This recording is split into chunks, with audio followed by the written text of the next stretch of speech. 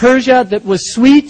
And they used to, it's mentioned in many books, Alf Layla wa Layla, things like that. It was like baklava. And Umar said, when he was given it, he said, أَكُلُّ الْمُسْلِمِينَ يَأْكُلُونَ هَذَا? Do all the Muslims eat this? And they said, no, only the rich eat it. And he said, إِذِنْ لَا أُرِيدُهُ حَتَّى يَأْكُلَهَا عَامَّةُ الْمُسْلِمِينَ. Then I don't want to eat it until all the Muslims are eating it.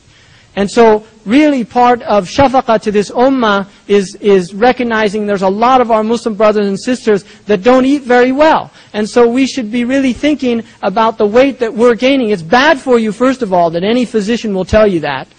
You don't need 2 cents worth of brains to realize that overeating is not a good thing. In fact, according to the National Institute of Health in America, 80% of American diseases are from overeating.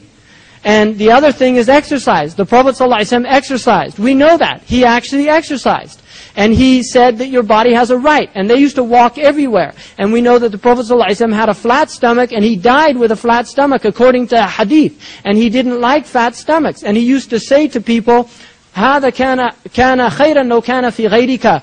This thing that you're carrying around, this extra weight, would look a lot better on somebody else. In other words, that fat that you've got would look better on a skinny person that needs to gain some weight. And Umar, in the Muwatta of Imam Malik, there's 2 hadiths about meat. And both of them are warnings about meat. One of them says, إِيَّاكُمْ وَاللَّحْمِ فَإِنَّ لَهُ الضَّرَاوَةَ كَالضَّرَاوَةِ الْخَمَرِ. Beware of meat because it has the addiction, like the addiction of wine. And I recommend for people to read 2 books if they really want to understand this stuff, because it's totally coherent with the Sunnah. One of them is called Diet for a New America by John Robbins, which is an analysis of the meat industry and the wretched things that they do to animals, because we are against the mistreatment of animals. We have to have humane treatment of animals.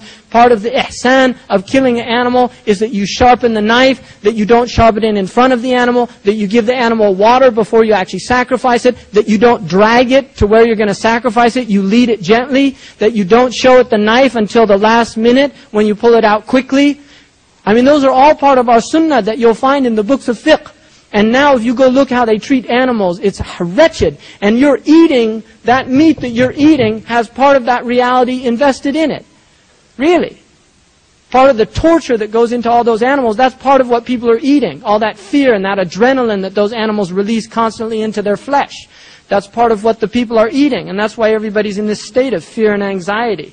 So people should think about that. And the other one, Umar said, أَكُلُّ مَا اشْتَهَيْتَ اشْتَرَيْتَ. Every time you get hungry, you go out and buy meat. And the man said, نَعَمْ يَا أَمِيرَ الْمُؤْمِنِينَ. And he said, it would be better if you would stop eating so much meat and allow other brothers to eat. Now part of the thing, if you look at, it takes, to make 1 pound of meat, it takes 7 pounds of grain. And there's people starving all over the world. So part of this beef-eating Anglo-Saxon culture that's being spread all over the world, which is cow, beef, and McDonald's in every country. I mean, part of the end of time